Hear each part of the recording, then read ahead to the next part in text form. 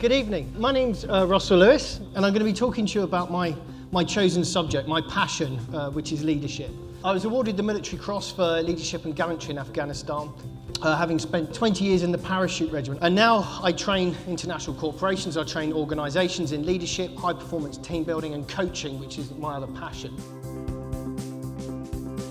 I'm just going to very briefly talk about a selection of days, as I've called it.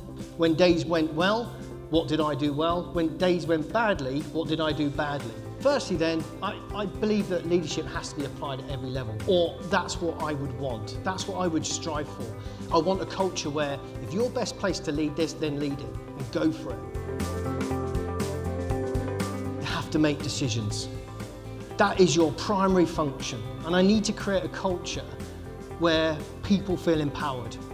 And the worst thing you could ever do as a leader is surround yourself by people who tell you what they think you want to hear as opposed to what you need to hear.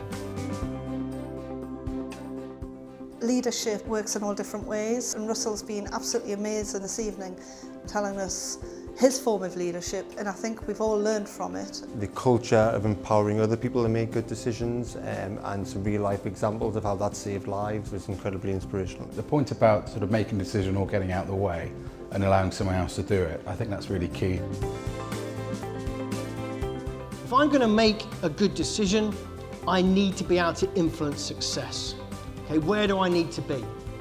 Do I need to be at the front? Do I need to be in the middle? Do I need to be at the back? Do I need to be at head office fighting fires? Do I need to be talking to a supplier? Whatever it might be, but where do you need to be to enable the team to succeed? Next one then is, what does a leader have to have? I think it's moral courage. Okay, it's the bravery to do the right thing. We lost 3 soldiers in one incident. A suicide bomber stepped into the front of the patrol and detonated himself and killed the front 3 soldiers of the patrol. I had to deal with the situation itself on the ground, and then I had to deal with the reality of the situation once we were back in our operating base. And it was absolutely awful. And I always like to say this, is that your leadership is never tested on a good day. You know, I learned everything in an hour on the bad day, because that's when I felt my leadership was most under pressure. Always interesting to get the background on the really difficult job those guys had in Afghanistan, but quite interesting to see how he applied his leadership techniques to difficult situations. What I've gained, I think, out of today is to just have a lot of trust in my staff and let them do what they do best. It's just been so inspirational. Trust your team, push things downwards, they will surprise you.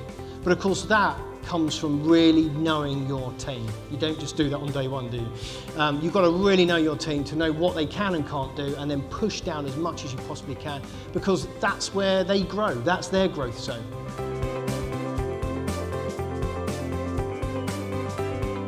Running a business, the danger is you spend all your time on the day-to-day stuff and don't take time out to think, strategize, and really decide, are we doing the right things or not? But your job as the leader is to understand the destination. It's to understand the bigger picture, understand the destination, and to be the storm beacon. And that is lonely. You know, that is a lonely place to be.